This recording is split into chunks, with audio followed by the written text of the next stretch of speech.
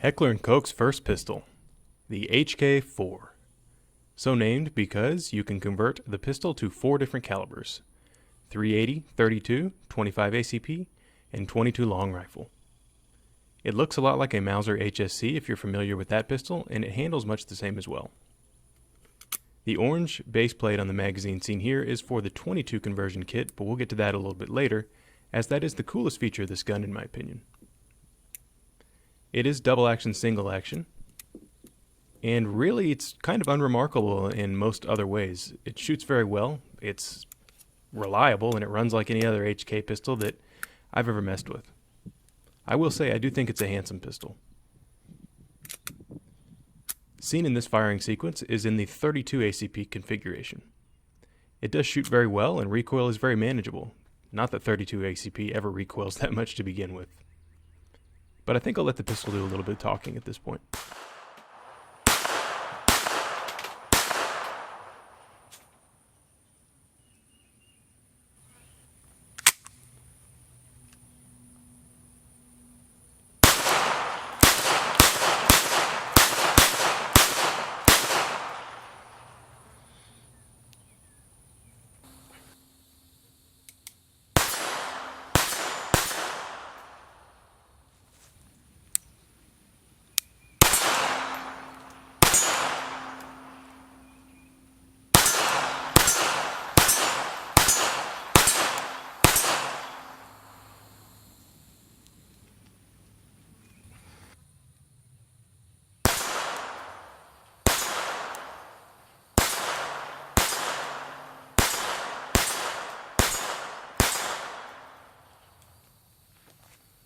So boom, boom, boom, bang, bang, bang, it works just fine, blah, blah, blah. Anyways, seen here on the left is the pistol itself, and seen here on the right is a conversion kit.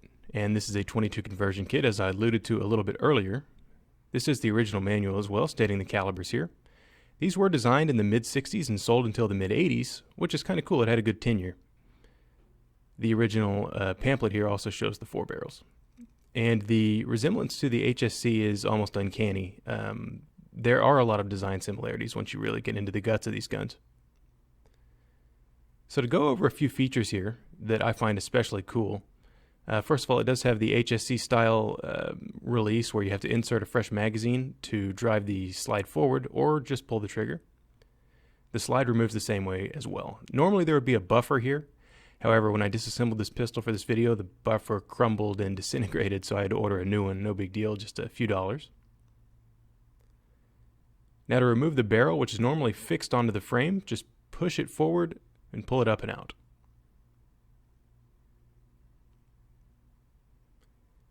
Now inside the 22 kit, you have a barrel, a magazine, a screwdriver, and in this one for some reason an old French franc coin. I don't know why, it just came like that, and I don't really want to throw it away. It's kind of nifty, I suppose. But on the breech face, you'll see that there's actually 2 holes for firing pin. And we'll get to why that is in a second. You've got one for center fire and one for rim fire. Now the way you change the configuration of the firing pin is a little time consuming, but it is a very cool feature of this gun. So take the screwdriver and unscrew the cap. You've got a little chain to pull through cleaning patches, as well as a little pin. So take this pin, push the extractor out a little bit, and there's a little hole on the top of the extractor that will allow you to slide that pin through to serve as a little bitty retaining pin. The extractor is universal. It will work for all 4 calibers, which is kind of neat actually, and it also doubles as a loaded chamber indicator for the centerfire calibers.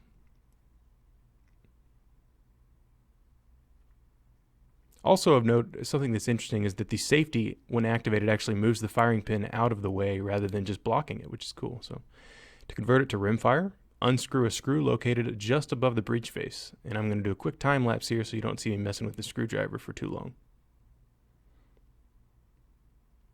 So once you've got that unscrewed, remove the breech face. And I'll bring it up to the camera real quick. And you can see that this side is for centerfire cartridges. To switch it to rimfire, flip the breech face around and flip the screw around. I assume that the R is for rimfire, or well, the German equivalent of that.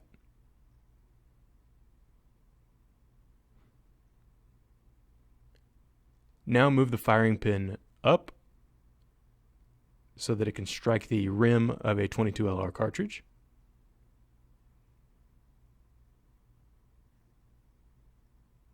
And replace the breech face now in the rimfire configuration. This is a little tricky and time consuming. All the centerfire conversions take no time at all. You just pop the slide off, pop the new barrel in, and get your new magazine. The rimfire one is the most convoluted, but also the most interesting. It is cool that you could do this. That HK offered a pistol with kits for all 4 calibers was also kind of nifty. So there's your new breech face configuration for rimfire. You can see that the screw actually sticks out a little bit here, but in the centerfire configuration, it's recessed into the breech face. Also of note, the 22 barrel is actually fluted just like an MP5 or G3 rifle to allow for easier extraction. So go ahead and insert the 22 caliber barrel. It's got a lighter recoil spring, obviously, to allow the gun to function. And throw it right on the pistol.